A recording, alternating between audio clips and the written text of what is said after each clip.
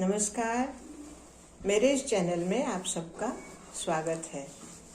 सत्यम परम धीमहि, श्रीमद् भगवद गीता एक मार्गदर्शक।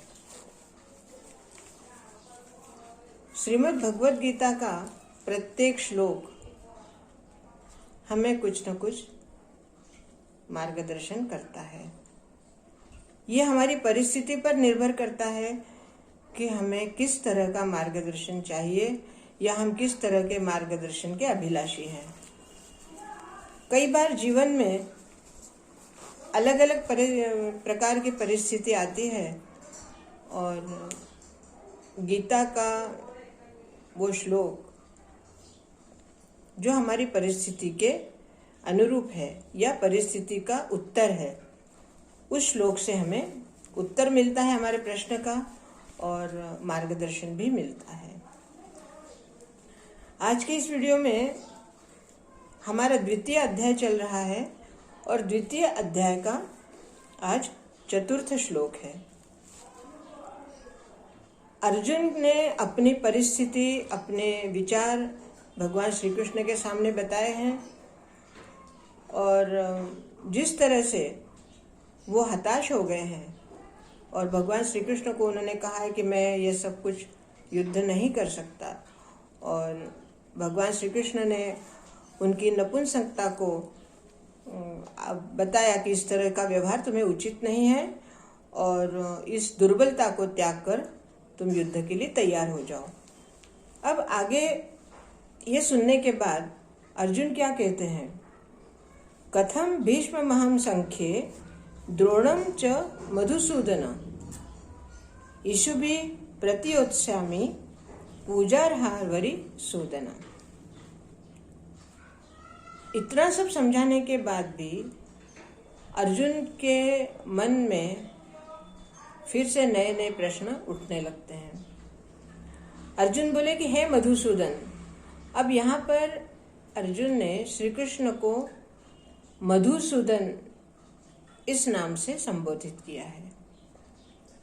मधुसूदन का जो शाब्दिक अर्थ है, मधु अर्थात शहद, मीठा, सूदन, जो श्री कृष्ण का जो पूरा व्यक्तित्व है, यहाँ शरीर हम नहीं कहेंगे, व्यक्तित्व कहेंगे।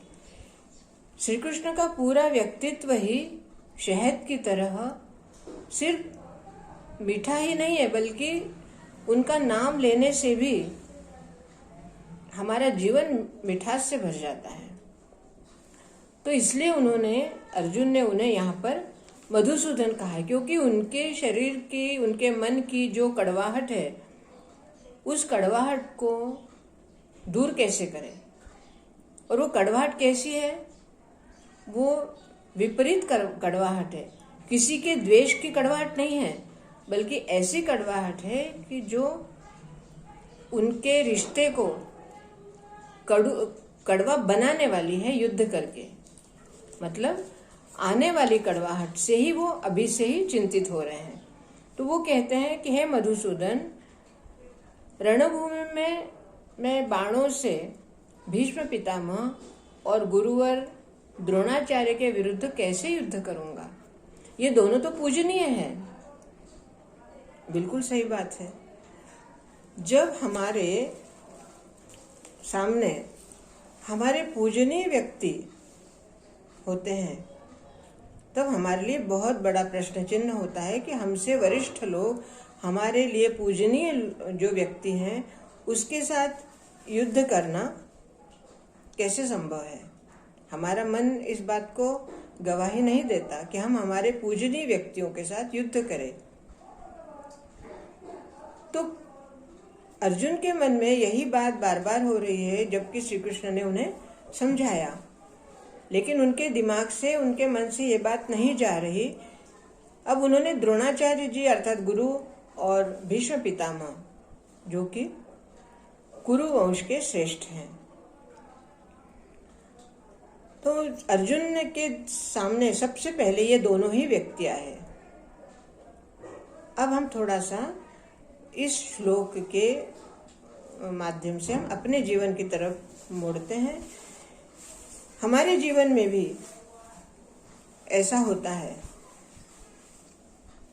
कई बार परिस्थिति ऐसे आती है कि हमारे वरिष्ठों के साथ हमें युद्ध करना पड़ता है। युद्ध का अर्थात ये मतलब नहीं है कि कोई शस्त्र हाथ में लेकर उनसे मारपीट की जाए या उन्हें मार डाला जाए, ऐसा युद्ध नहीं, लेकिन वैचारिक युद्ध होता है।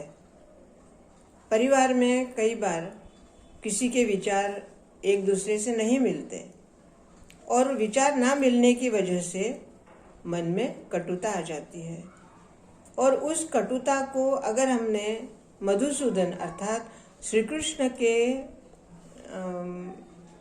जो श्री कृष्ण ने हमें मार्ग दिखाए हैं, उन मार्गों को देखकर, उन मार्गों के ऊपर चलकर अगर हमने अपने परिवार के विचारों की कटुता अगर दूर नहीं की, तो वो धीरे धीरे कटुता बढ़ती जाती है और अंत में युद्ध अर्थात कहीं न कहीं दो भागों में बंट जाता है, जो दोनों के ही लिए क्लेशदायक होता है, लेकिन फिर भी परिस्थितिवश वो विघटन करना पड़ता है या किया जाता है। अर्थात ये परिस्थिति सभी के साथ आती है ऐसा नहीं है, लेकिन फिर भी कई परिवारों में विचारों का मतभेद इतना अधिक हो जाता है कि इस परिस्थिति का सामना करना पड़ता है। ऐसे में अगर विवेक से काम लिया जाए, या दोनों ही लोग, दो पार्टी अर्थात परिवार के आपस में जिन लोगों में कोई कटुता आ चुकी हो, वो लोगों ने अगर आपस में बैठकर या विचार विमर्श करके एक दूसरे की गलती को दिखाने के बजाय अपनी स्वयं की गलती को समझकर अगर इसमें समझौता किया गया, तो इस तरह के युद्ध की नौबत कभी नहीं आएगी। दोस्तों, जीवन में संघर्ष, कटुता, वैचारिक मतभेद ये बार बार हमें देखने को मिलते हैं, लेकिन इसका ये मतलब कदापि नहीं होता कि हम परिवार का विघटन कर दे या परिवार को अलग कर दे। परिस्थितिवश अलग होना एक इंसान की मजबूरी हो जाती है। फिर भी गीता के माध्यम से भगवान श्री कृष्ण ने हमें यही संदेश दिया है कि अगर ऐसी परिस्थिति आती है तो युद्ध आपको करना ही पड़ेगा। हालांकि आज की परिस्थिति में ये युद्ध या इस तरह का विचार बहुत ही घातक सिद्ध हो जाता है, फिर भी ये श्लोक हमें यही बता रहा है, यह श्लोक हमें संदेश दे रहा है कि ऐसी परिस्थिति आती है तो हमें क्या करना चाहिए। दोस्तों, ये श्लोक दोनों तरफ का प्रभाव हमें दिखा रहा है। अगर हमने युद्ध के लिए तैयारी की या युद्ध के लिए हम सज्ज हो गए तो विघटन निश्चित है, और अगर हमने समझौता किया तो आपको आपके मन को या अपने विचारों को थोड़ा सा मोड़ना पड़ेगा। अब देखते हैं आगे के श्लोक में भगवान हमें क्या बताते हैं, हमारे लिए क्या संदेश मिलता है। आज के लिए इतना ही। इसके बारे में अगर आपके कोई सुझाव हो तो आप अवश्य लिखिए कमेंट्स में। मेरे इस चैनल को सब्सक्राइब कीजिए, लाइक कीजिए, शेयर कीजिए और कमेंट्स अवश्य दीजिए। बहुत बहुत धन्यवाद। जय श्री कृष्ण।